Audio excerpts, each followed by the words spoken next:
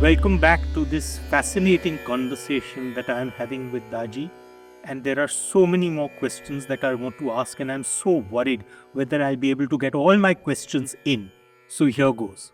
Daji, we were discussing consciousness, and I was reading, and in fact, this figures in my latest book also about this patient who was being operated um, for something in her brain.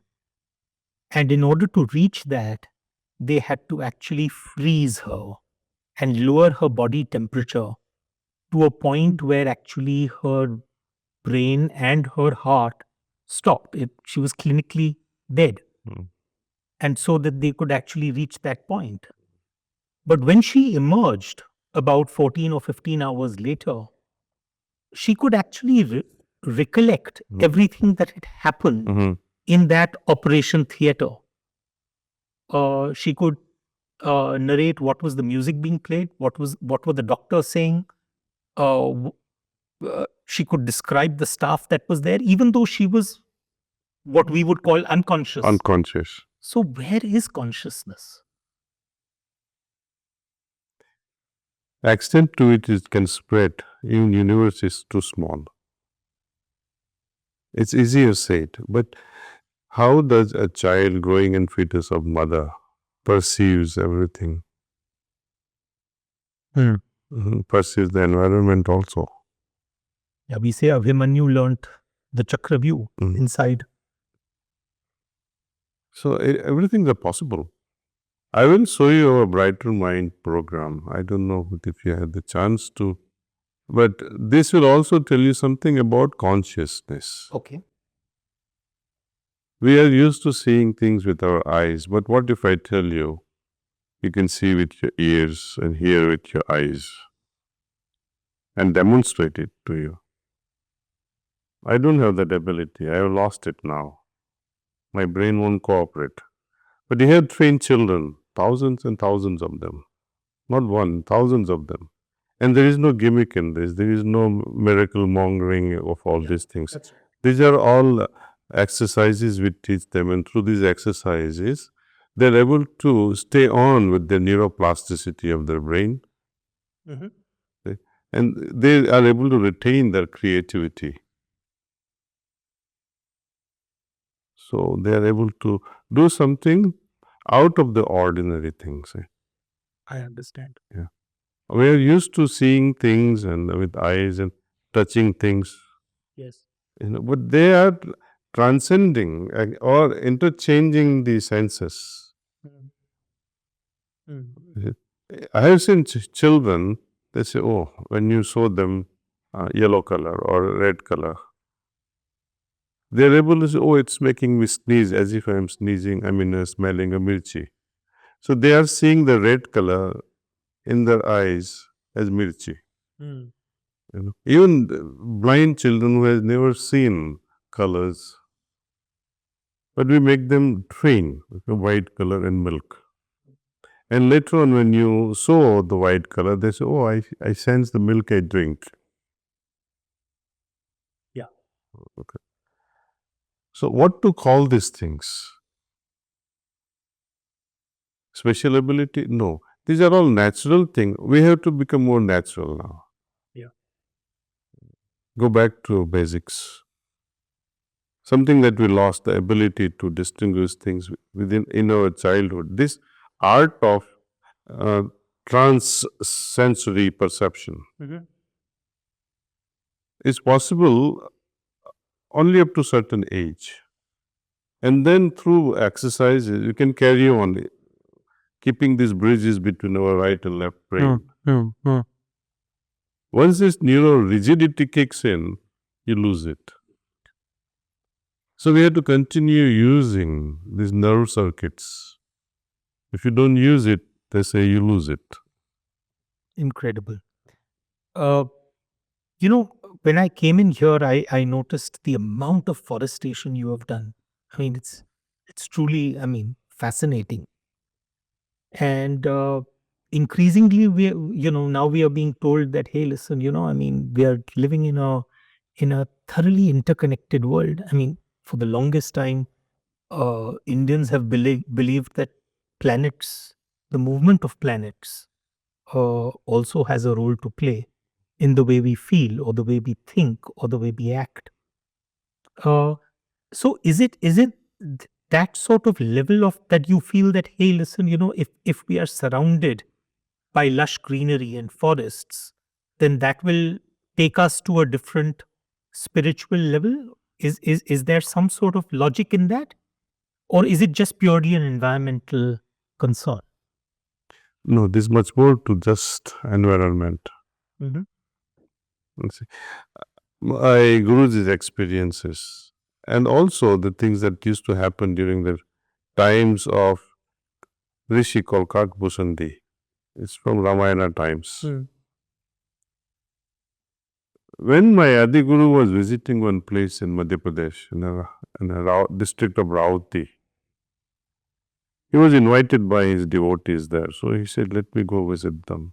So he went by train and he walked almost 20 kilometers from the train to that village. He passed through the jungle. And he said, the beauty of this place has attracted me so much that I want to settle down. He said, I'm a realized soul and I'm in my late 50s. Instead of just spending my time in Brahma Vidya teaching people, now I am attracted towards this. I wish I had lots of money. I could have created an ashram which would surpass or at least be like Kakapushande's ashram.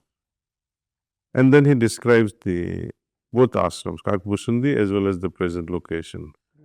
Kakapushande's ashram was full of lush green and it was tremendous greenery.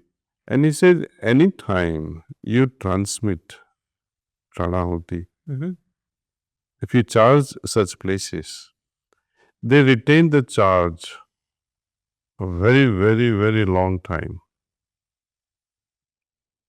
Trees have this special ability of retaining spiritual charge, unlike human beings. In human beings, you create a certain state of consciousness. Since they are always playing around with their consciousness, they will lose it. They will destroy it.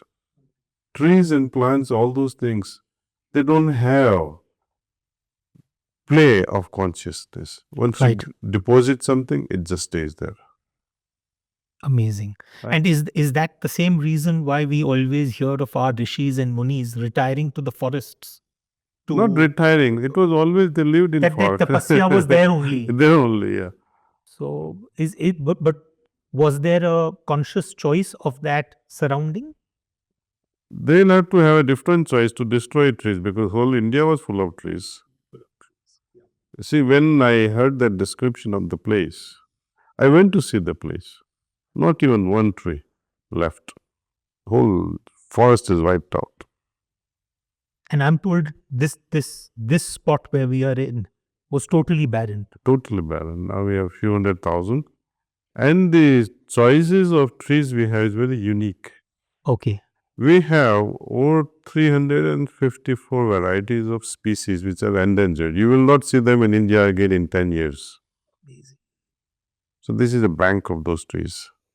How wonderful. And we are going to now, through tissue culture, multiply them in millions. Hopefully, people will plant those millions in India. How beautiful. No? What a thought, Daji. Daji, I've been always one of those people who finds that there is an inner conflict within me. And that inner conflict is that at times I want to believe that there is nothing. This everything in the world is almost random, and it happens as a result of some scientific.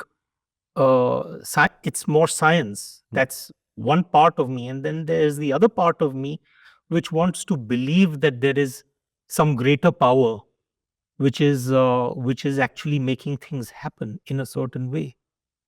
Can't remember who it was who said, maybe it was Voltaire who said that there is something in every atheist which is itching to believe, and there is something in every believer that's itching to doubt. And that conflict keeps emerging. So what is the right path? Is it belief, or is it doubt, or is it a combination of both? It depends who you're talking to. When you talk about belief, do you have to believe that sun exists? Do you have to believe Anu is sitting here? You don't believe. You don't need a belief system to have, oh, she's sitting here or the sun is over my head, though you don't see it at the moment. Right? So belief system, I think it cheats us somehow. You have to believe in something which you're not so sure of and you would like to believe that, and that's why you're pushing your mind into it. But once you see, once you perceive, then the need to believe will drop off. Let's say people say, I don't believe in God. It's okay. I'm perfectly fine. Or I believe, then I would question more. Why do you believe? What makes you believe? Right? When you say, I don't believe, I can trust you more. Because you haven't experienced it. It's very simple. Had you experienced, any atheist would believe, yes, that is possible. But theists who believe in God, they say, oh, I believe because what? My grandma says so. Then you start laughing. Who else tells you? My Shastra speaks, my religion speaks. I believe. But then you go deep into it and you ask, do you really, really believe? Oh, if I don't believe, maybe I'll enter hell or something wrong may happen. So you hang on to this belief system for right thing to happen in life. If I don't go to temple or if I don't do my namaz, Allah or God will perhaps punish me. Yeah. So religion uses two great instruments in its trail for people to remain enslaved with these dogmas. Right. One is the promise of great heaven. Yes. Everything and anything that you like to do in this world, Yes. you love to do it. But they say, no, you don't do this. If you do this, you'll go to hell. Yes. But you expect the same thing in heaven. Wine flowing, you see. Apsaras everywhere. Yeah. And something which you denied to go there and you are facing Yes. that there. See. Yes. Hell, the similar concept. If you don't believe, if you don't do these things, you will go to hell. So they really, all religions, without any exception, they thrive on these two big principles, temptation and fear. Fear. And I would imagine that if you need to eventually become one with something that is greater, the cosmic, then how can you fear that? How can you?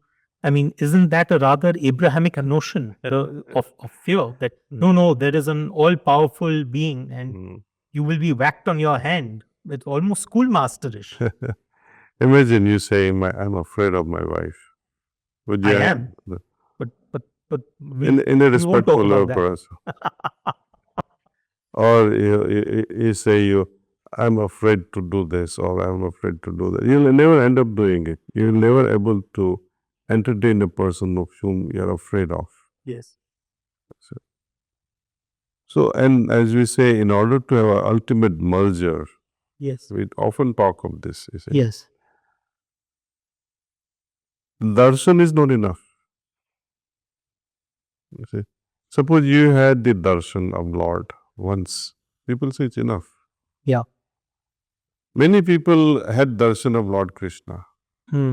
But the darshan they had every day versus the darshan he showed or displayed at the moment of Mahabharata to convince Arjun, where he showed his Vishwarup darshan. That's right. It was totally different. Yes. To the extent that Arjun was so horrified, please come back to your normal form, self. normal self. Right? But later on, it's up to us now. See?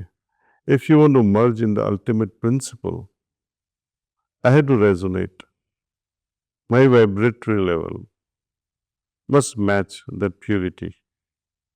My purity must be matching with that ultimate purity. Yes. Otherwise, this phenomena which Kabir talks about, raindrops falling in the ocean, becoming ocean, will not happen. Okay. Right? If my vibratory level as water droplets is not matching the ocean, and instead it's oil dropping as rain, That's right. it will form a film Yes. and even pollute the oceans Correct. and the divine kingdom. Correct. So my vibratory level, my purity must match, and to which I have to merge. And this cannot happen until I love. If I hate, if I have fear, if I have dislike, this will not happen. Yeah. You pick up any religion, any philosophy also, be it Patanjali's philosophy of Ashtanga Yoga, saying you from Yama, Niyama, you enter final culmination is Samadhi. Kabir talking of raindrops falling in the ocean. Lord Krishna talks of arriving at Sthita Pragya state or living like a lotus. Astavakra talks of contentment and so many other 5 great qualities to arrive at, which will become instrumental in arriving at moksha. Mm-hmm. Okay. Then there are so many. I mean, you can go on and on and on with all these things. Heartfulness way is the only path, I would say, which I can share with confidence, that it makes all these things possible. State of sthita pragya, state of being like a lotus in a dirty pond of water, arriving at those qualities of which Astavakra talks about to Janaka, or to arrive at the state of complete merger like a raindrops in the ocean. Only heartfulness can boldly say, okay, yes, we can make you experience all these things without a doubt. Practice this for 3 months and see what happens to your consciousness. But practice, you must. 3 months, guaranteed. Afterward, you want to go further, it's your choice. Or drop it, it's your choice. Yeah. Again, you use the word choice. And this is again a question which sort of troubles me. The free will versus destiny, almost. And of course, I have used my own storyteller skills to sort of try and figure out a equivalent.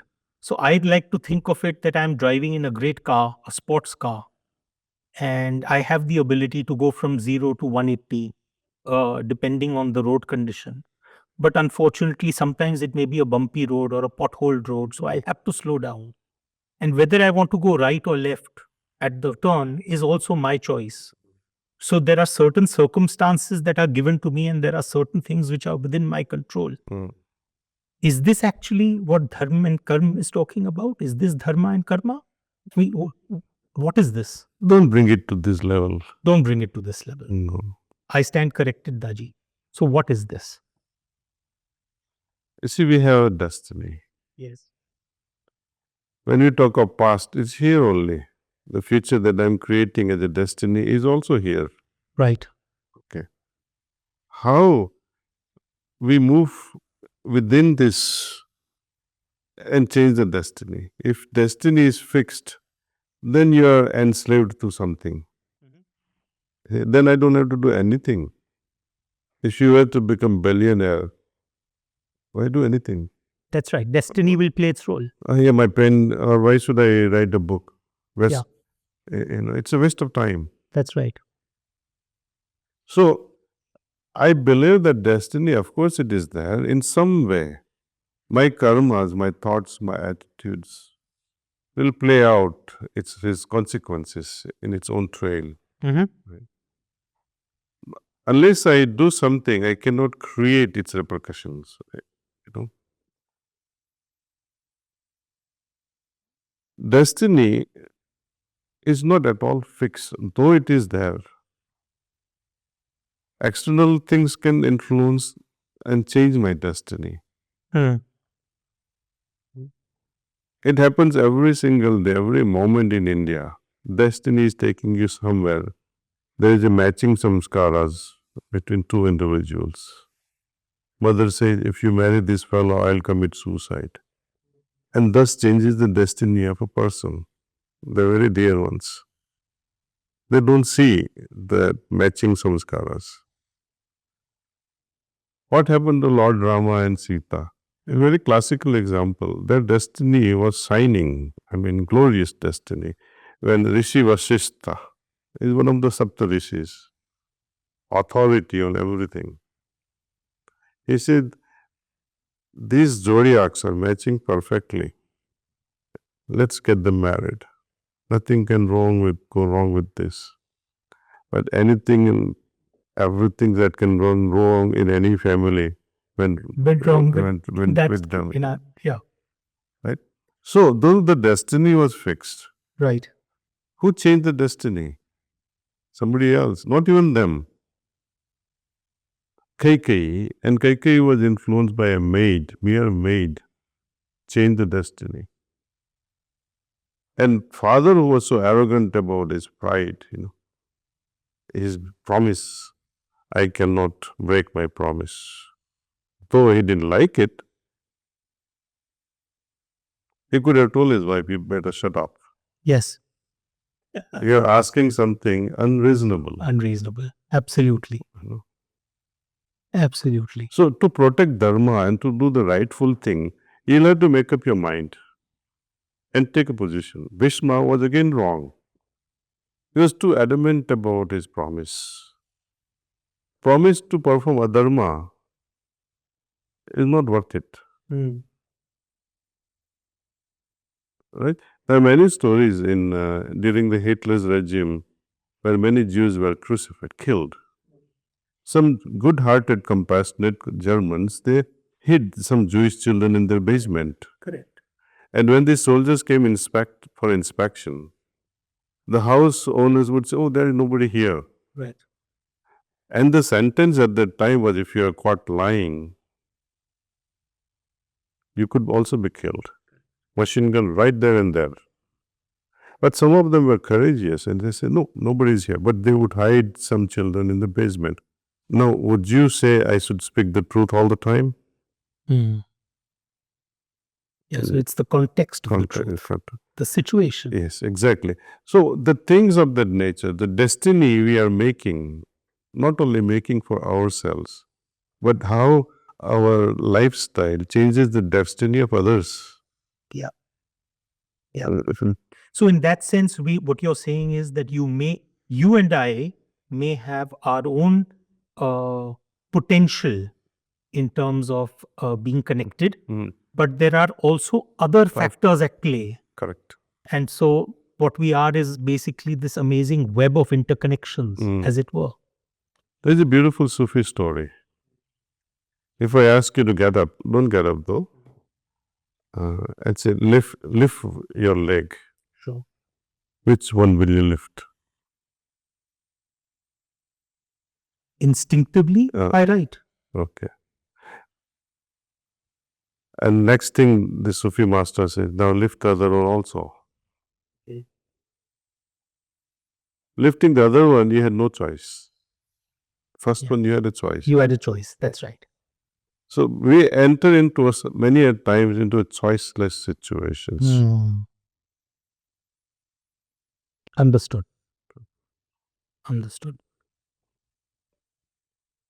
I wanted to ask you, and we are living in this world where, as you rightly said, everyone is looking for a path, and we have, you just need to put on the TV in the morning, and you have 4 or 5 channels where you have different gurus sitting and telling you this is the way forward. But over a period of time, there is also some sort of a negative perception that has arisen that this is almost a business now. So, how do we ensure going forward that we don't end up throwing the baby with the bathwater? Because the real knowledge, the real wisdom will tend to get discounted because of all of this. So what do you learn from this? Does someone have to tell you what to do and what not to do? Are you that stupid? I don't literally mean it. If she cannot differentiate this much, then what are you? You better not search God. You don't have the intelligence of even approaching God. Incredible. You're useless. If she can be trapped into something like, oh, you give me 50 rupees and I'll show you and make your health better, or you give me $50,000 and I'll give you a special kriya. What is this?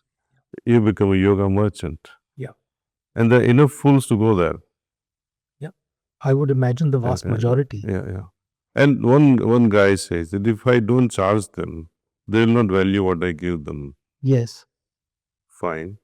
So if they do what you have asked while they are paying, Yeah. and if they have completely done what you have shared, would you refund that money? Absolutely. Yeah.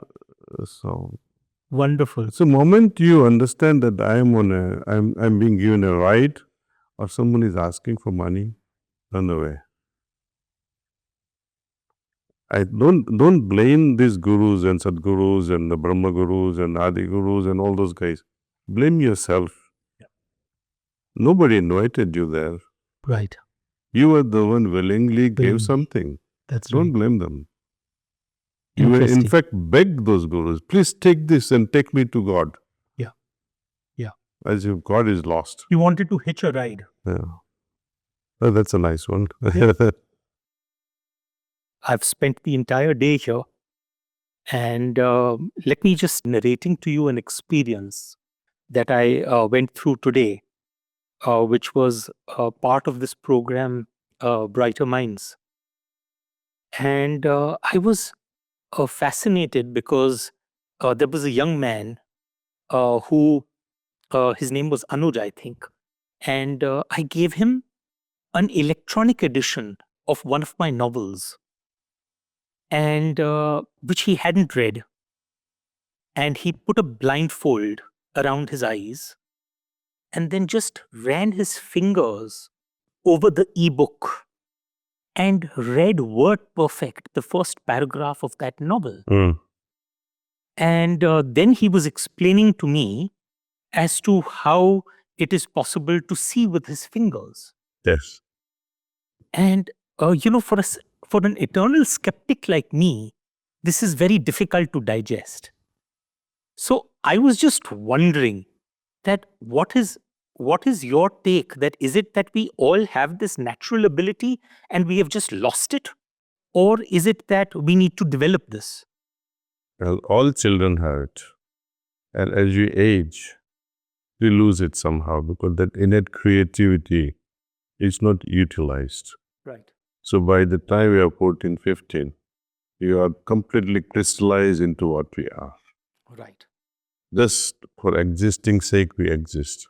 Prior to that, if you had used your ability in this field of creativity, then we would have been a different masterpiece. Amazing. Yeah. So until that age, there is tremendous freedom of development. What in neuroscience they call neuroplasticity is at its best. As we age and other circuits take over. Right. Especially the sexual tendencies become so powerful once the teenage kicks in age. Yes. And then at physical level, we start forming different neural circuits. Right. The previous one, which were more intuitive, God-given for learning, now those bridges are cut. And other bridges are being built for, instead of creativity, it gets into procreativity. Correct. That is, I think, I don't know if you call it downfall at the cost of creativity, but something of that nature happens. Right. Ideal would be allow this creativity and procreativity to go on. And for that, we advocate, we recommend certain exercises that would keep the right brain in tune with the left brain and left brain in tune with the right brain. Right. That's incredible. It was a fascinating experience to see this young man. And I was told that there are kids who can actually hear the words rather than feel the words. Feel the word, yeah. They can smell They can colors. smell. I mean, and of course, for people like me who feel that everything should be explainable, it's a little difficult to be able to absorb initially. Correct. But then you realize that no, just because I can't understand it doesn't make it any less real, and that Sure. this is happening. Uh, I wanted to ask you a few temporal sort of questions back down on earth. Uh, One was related to this young man who had this amazing ability, and I'm told that there are thousands of them who have emerged from here. But the youth of our country, they seem to be directionless, rudderless almost. We've got huge problems in terms of unemployment, skill development not happening. And we've got lots of youngsters who are whiling away their times on street corners. We've seen an appreciable rise in violent crime as a result of this. And not only that, but we also seem to have youth who have a terrible time in terms of being able to maintain relationships. Just see the number of youngsters who are landing up in offices of psychiatrists. What is the solution, Daji? There is no so easy solution. Solution is, as I indirectly mentioned somewhere, it's now in the hands of mothers. It's not that fathers are irresponsible in some way, but there's a greater responsibility now lies in the hands of mothers. They are the one who can transmit their thoughts and ideas from the very early conception phase and change the destiny of a child. Because the soul that is incoming soul, I would say, after conception, it starts building its own body. Then it's incarnate itself in that. It has already come with package of karma. Yes. Or what we call samskaras. There's very little one can do to change it, those samskaras. A mother can provide that inner environment as well as later after the birth, external environment. Something magical can happen. Like these children, what we have, up to the age of 15, we can make them do so many wonderful things. We can groom to be the real ideal citizen of the world. But for ordinary people like us, what is the one takeaway that we can have in terms of actually sort of improving the situation of the youth in our country? Because obviously our parents are not doing that great a job. I mean, looking at the situation around us right now, we have a ton of kids who are utterly rudderless. So I'm just wondering at a very macro level, what is it that we could possibly think of? Well, I would say take interest in building the nation. Bring up these children in such a way, visit school. Yeah. How many of us visit schools these days and inspire children, play with them, read a story, for example. Yes. Become a pal. You're an old man now, but going to school is not going to hurt. Of course. None of us are able to do it. Of course. Teachers, they have their own selfish motives, though they are great ones. That's right. In our lives, there are very few teachers who stand out. Say, oh, yes, absolutely. Oh, I remember so and so. And how many teachers you have gone through and you remember only one? Exactly. Parents also have no time today to inculcate any virtues. Yes. They are also very busy. And they are also rudderless. If adults are rudderless, imagine children. Yeah. Yeah. So we keep talking about the fact that India has this wonderful demographic dividend But I'm just wondering as to whether the demography could be a ticking time bomb. It's a ticking time. It's just a matter of time when joblessness is at its peak. Yes. When all this freedom, under the name of freedom, Mhm. anything and everything goes through WhatsApp Yes. and YouTube's. Yes. And you see, I've been seeing here, Yes. there are thousands of laborers here, Yes. right? They're working here day and night. All of them have phones. Hmm. All of them, they watch videos while they are working. Yes. You think they're watching Ramayana and Mahabharata? Absolutely. No. Absolutely. Sometimes there are 5-6 person Looking over the shoulder. on this. What is so interesting Yeah. for them? See? And when there is a group mentality, Yeah. enjoying certain thing, it only multiplies. Right. Rape is the next best step for them to allow their energy to fizzle out. Right. So government will have to intervene and prevent certain things which floats under freedom. Yes. It must be completely be banned. And I salute some of the Islamic countries actually. They have completely banned these things. Right. Yeah. But it's not as if they don't have their share of crimes. Well, that's of a different nature. Yeah. Yeah. That there it's a different crimes are of different nature. Right. There are also heinous crimes over there. Yes. But here you will not feel like sending your 5-year-old daughter Yes. or granddaughter to a neighbor's place Yes. without worrying about Without worrying about it. Absolutely. If I may ask you a question which people seem to sort of, well, I don't know. You obviously have the liberty to decide whether you want to actually take it or not. But I was wondering, does Daji have a political opinion? Do you believe that because elections are around the corner, or do you believe that people in your position should remain apolitical? Well, I don't think one should remain apolitical. If you notice Mahabharata, one will have to take a position. Yes. Either you're on the right or you're on the wrong. Yes. You cannot say, I will remain neutral. Yes. Yes. Either you're on the side of Dharma or you're on the side of Adharma. Right.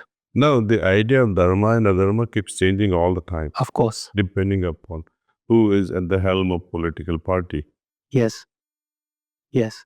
Coming back to now what the sort of stuff that we were talking about earlier, one of the movies in my lifetime that has fascinated me is a movie called The Matrix.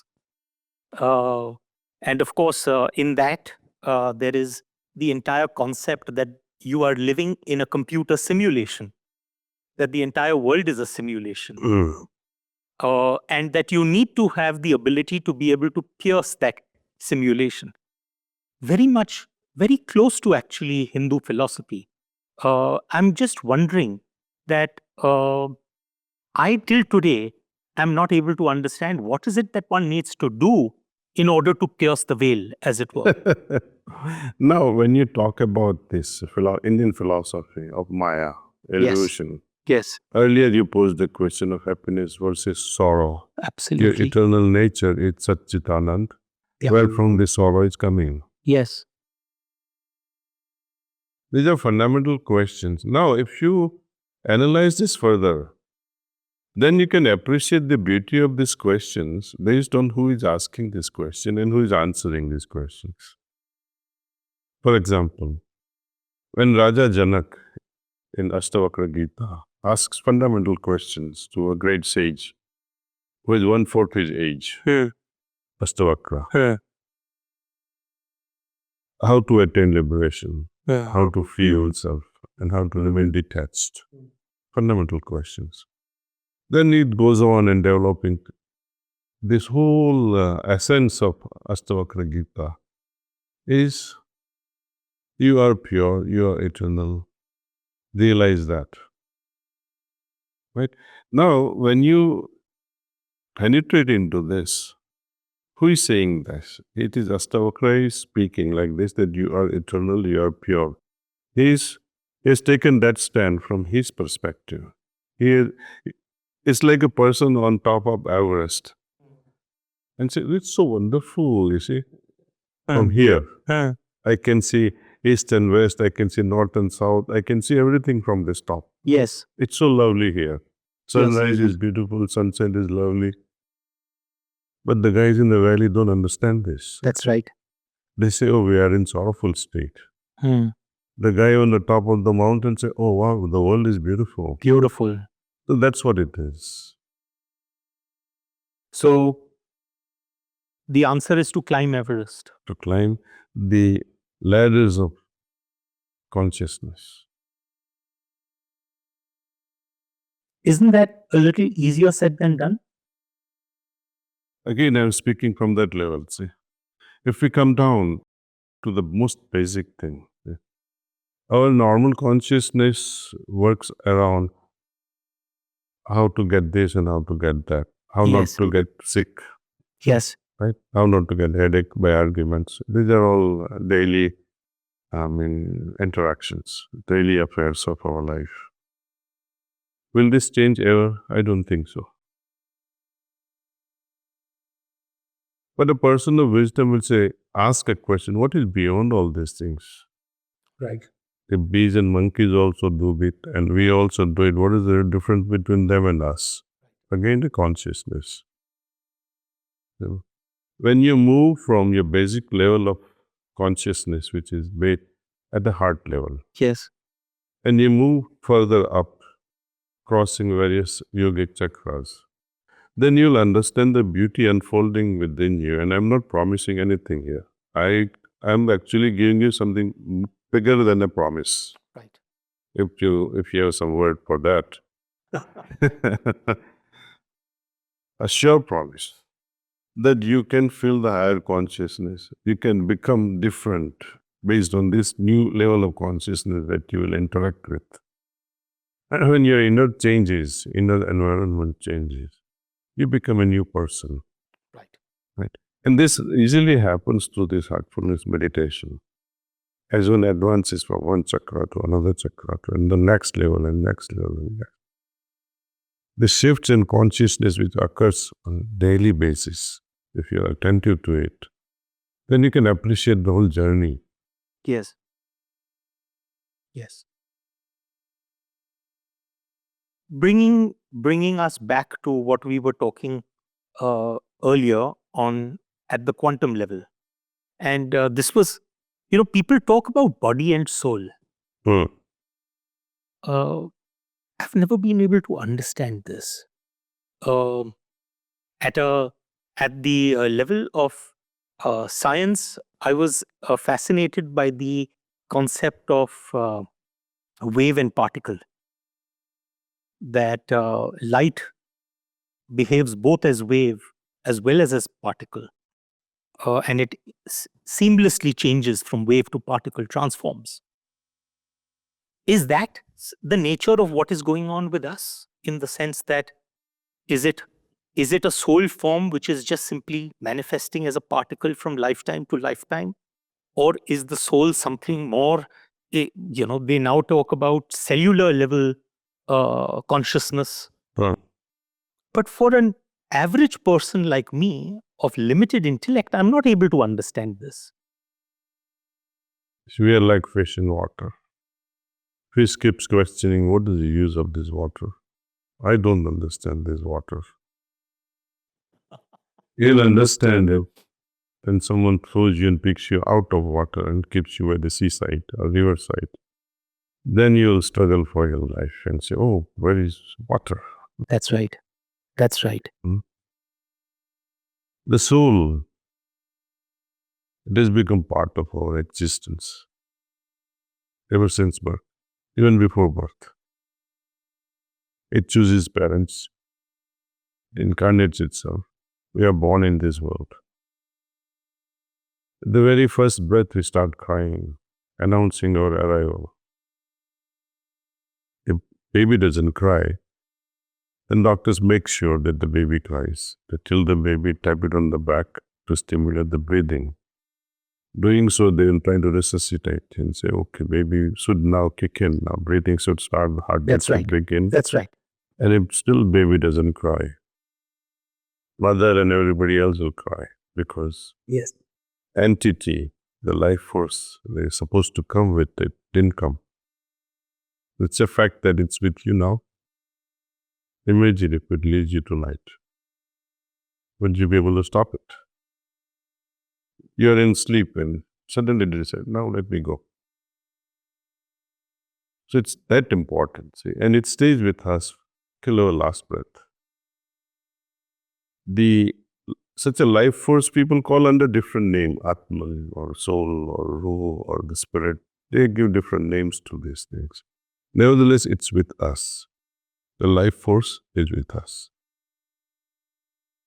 Yet we look for such an important thing outside us. God is outside us. We look for that entity in temples and mosques and churches and synagogues. It's okay to believe that somehow I'll be able to understand the godliness by going to such places. It's a simple thing to do. Close your eyes and try to perceive that with all sincerity. With a simple prayer or simple attitude, my God, I don't know you. I really would love to know you. I like to feel your presence. Approach him with baby's innocence. Then something magical will happen within you. It will reveal yourself. I am this.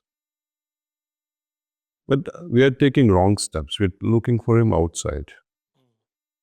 And that's where all the problems are. Your wife may be in the house and you say, oh, let me go. So maybe in the mall I'll find my wife. You might somebody else. You might find someone else. Not your wife. She's in the kitchen or she's in the bedroom or she's in the house. Yes. Why are you looking for her outside? Something has gone wrong with you. Right. So, am I God? I mean, people talk about this, that why are you looking for God outside? God is, you are God. You're godly in nature. You're not God. So, Our basic nature is godly, divine in nature. what does that mean, Raji? Sorry, please simplify this for me. This question is put to me so many times. That what is the difference between being like master and being a master? When you understand this aspect of mastery, then you say, oh, the master carpenter or master artisan in whatever field, right? Master of spirituality. Correct. In India, we call them as gurus, Mm-hmm. right? On a particular path like this, there will always be one person to guide certain individual who are interested and are like-minded to travel together. Can all be the masters? It is possible. Here in Heartfulness way, the mastery is given to everyone. This mastery is of mastering oneself. Right. Now, when you realize godly nature of your being, you become godly, you become divine in nature. But are you God? Then you'll say like that water drop Yes, in the ocean. that's right. I don't know. In fact, it may not even say that much either because that doesn't exist. Became part of that consciousness, part of that ocean. Similarly, a person who has merged in God and became God will never say he's become God. Right. At the most, we try to evade such thing and say, oh, we become godly, we become divine in nature, which is our original nature anyway.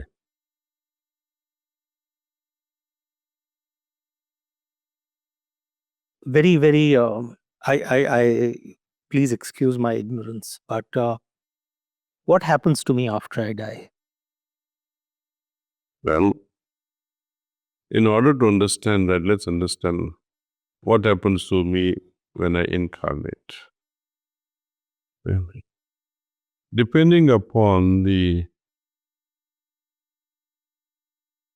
attitude of parents, their lifestyle, their vibratory level at the time of conception, whether they're sattvic or mating like tamasic, then the soul of that order will descend in that family. Okay. So the parents' vibratory level decides the quality of the soul. Okay. And it is natural. No God is there that opens the gate and so you go here, you go there. No, it's a natural phenomena. It's easier for an iron foil to be attracted by a magnet. There is no guiding force that say you be attracted now to this magnet. That's right. So similarly, the spirits, the soul that gets attracted in a particular family, it is natural. At the time of death, depending upon the vibratory level of the departing soul, Yes. level of purity, Yes. it will find its corresponding dimension in the hereafter. Okay. In the same manner that it found its parents. Yes. It will settle down in that particular dimension that matches its vibratory level. Right. And once it has settled down, then does it still have consciousness that I now need to again take rebirth? Yes. It has its own consciousness at that level. And it will again wait for right parentage to come. Right. The only purpose of the soul to incarnate is to move from whatever level it has to the next level of consciousness. Right. The aim is to go beyond certain critical level in those dimensions. So they come back here, prepare themselves so that they can go beyond that zone. So is this, technically speaking, the world that we live in, is this a classroom for the soul? Well, in one way you can say that it's a training ground where you can take off. You can get promoted or demoted. Yes, it's very rare for demotion though. Right. It's only going forward. Very rarely your acts may be so bad that you have to go down further to a lower species and perhaps become stone-like. Right. Is there something like a heaven and hell? Well, it's always within us. The feelings that you have, joyful or guilt and sadness, these are all other names given to heaven and hell. When your heart is so pure and your heart is full of love, God would descend. We don't have to ascend to heavens, something that doesn't exist. When good vibrations, good divine qualities descend in your heart, you become the heaven yourself. When your heart is so pure, so loving, you are heavenly abode. So it's all here. It's all here. You become that only. Amazing. Daji, a few final questions. And this, to my mind, there are three issues which I wanted to sort of tackle one by one. One is this term spirituality. We throw it about so often that I'll be at a cocktail party and I'll hear, no, I'm not really a religious person, but I'm very spiritual. And it's almost fashionable to use the term. But what is spirituality? Please enlighten. Well, if you analyze this word religion, plus religion, religion is derived from ligare.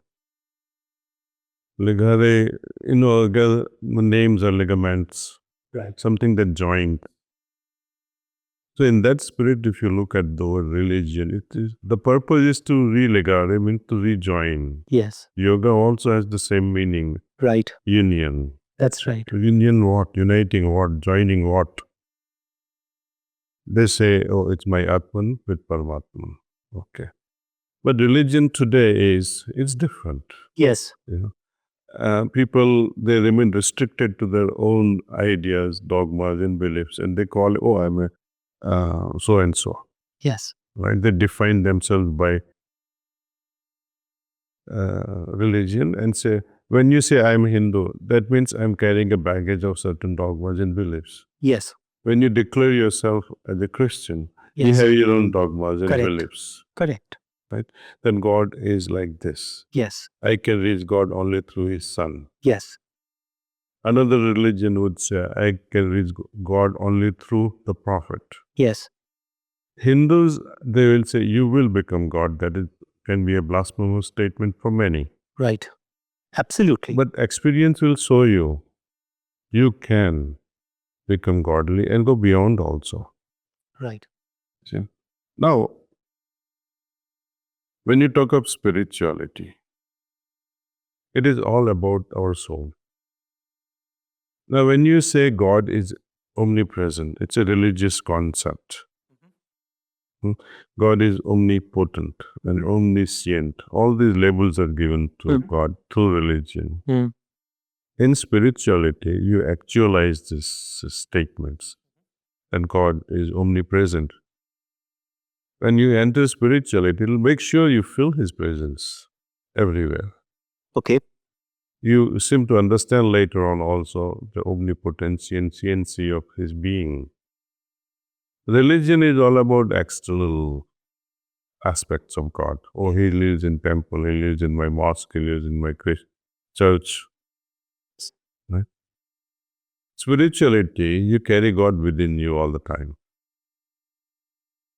Meaning, you're aware of that entity, trying to entertain His presence in you.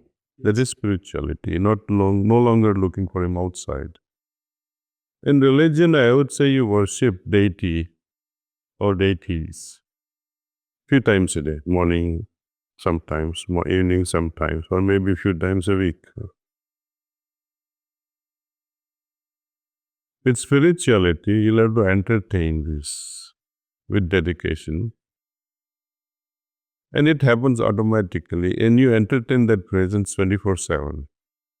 You're no longer happy with ringing bell once and lighting up a lamp and burning some incense sticks.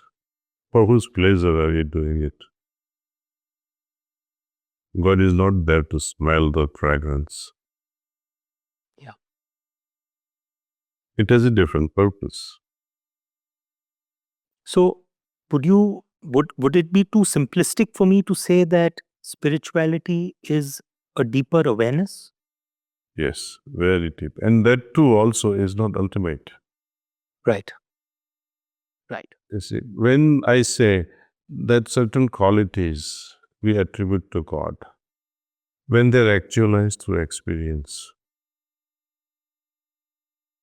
are you happy with that experience if it was once in a lifetime?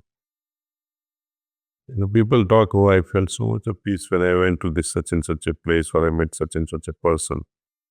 Great. It was once. Or once upon a time I had this encounter. That's right. But a spiritual person will not be happy with one-time encounter. He wants to make it permanent affair. Yes. Permanently experiencing this thing is also not good because it has a higher purpose.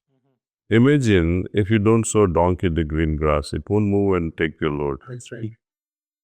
If there were no experiences in spirituality, why would you practice? So experiences have a purpose, exactly like the green grass sown to a donkey, otherwise nobody would meditate. Absolutely. So going further, where does this experience lead us to? Think for a moment. If a honey bee is soaked in honey itself, it will die. Yes. Similarly, a person undergoing spiritual experiences is so much enamored by these experiences, he becomes useless to society. What is the purpose? To me, the purpose of experiencing all these things is to arrive or to push me into a situation where I become. Instead of, let me explain. Instead of talking about love, religious way, experiencing love, spiritual way. But becoming love, that's a next step after spirituality. So becoming is the process. Now, when I meditate, for example, and say, there are certain feelings that I evoke within myself. Yes. When when I'm so much after these experiences with this I, Yes. demanding experiences, craving experience, it's all about I. But when I let go of myself, and there's less and less of I, less and less of Kamlesh, and more of things that I want to experience. I'm focusing more on that higher being rather than myself. So I start imbibing those qualities. And the focus is on the higher being. So I become that slowly. And when the idea that there is zero ego, then there is completeness of the higher being completely captivates you. So now you become that. Now, when you become that, what happens now? You become so blissful. You arrive at that famous Satchitananda state, Yes. right? But it is like, again, a toy in the hands of a yogi. Just like children are playing with toys, yogis are playing with Satchitananda state, wallowing over it and just remaining Wanting to be there. wanting to be there. It's a limitation. You almost get addicted. You have to transcend it, go beyond it. And what comes after that is complete void. We are not attracted now by this Satchitananda. You can leave it behind and move on further into that infinite void. So that's, in a way, we have I would not say completed a journey, but the journey continues toward infinity. Incredible. Mhm. The second issue which I wanted to touch upon before we wind up today was related to the concept of happiness. And, this is one of those words that we toss around all the time, that I want to be happy. And there are indeed experiences that make us happy. But what is actually meant by happiness? And for each person, happiness means different things. In your opinion, what is happiness? Well, as I just described to you, Is it that state, that void? that is it. It is something where you don't worry about happiness. Yeah. You're freed from this slavery of looking for something. You are freed from freedom. When you have some idea of freedom, you are still bound by these ideas of freedom. When you talk about non-attachment, you are still attached to your non-attachment. Absolutely. Yeah. Absolutely. So happiness means something to a child, something else to a teenager, something else to a mother who has half a dozen children, something else to a grandmother, and something else to a person who's 110-year-old who doesn't care anymore about any families. Only one thing, that what will be me when I breathe my last, where will I go? For that person, love means something else. Happiness also means something else to all these individuals. So relatively speaking, it differs from person to person. Right. Absolute happiness is where you don't give a damn or care for happiness. I love that. Yeah, absolutely. Yeah? Absolutely. You're freed from all these concepts and ideas, and you're freed from everything. People say freedom. But move away from this idea of freedom. Don't be enslaved by this. Even the idea of moksha. Yes. Liberate yourself from ideas of liberation too. That is true liberation. True liberation. I think, Daji, on that note, I couldn't think of a better spot at which to draw to a close of today's Oh, discussion. wonderful, wonderful. But thank you so much for speaking with me. Thank you. Thank you Ashu. for inviting me here. This has been an absolutely incredible experience. And yes, unfortunately, at this stage of my life, I am still the proverbial honeybee soaked in honey. So I still need to go through many, many lifetimes. Why but do you think like that? I don't know, Daji. I find that to a certain extent, I'm still at that point where I'm looking at my next novel. I'm looking at my next story. I'm looking at the next turn in my life. So what's Um, wrong with it? Um, Do you think something is wrong with that? I don't know. I Is- don't think so. You don't think so? Continue looking for it. That should not stop you from spiritual adventures. Yes. Yes. In fact, it will make your novels even better. When you close your eyes and look into your own creativity, it will multiply. You will hit the next dimension from which you'll be guided.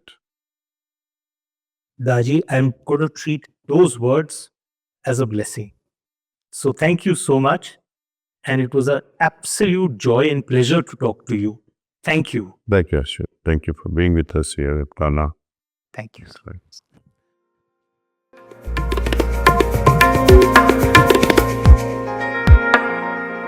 So it's very simple, I think. It's very simple.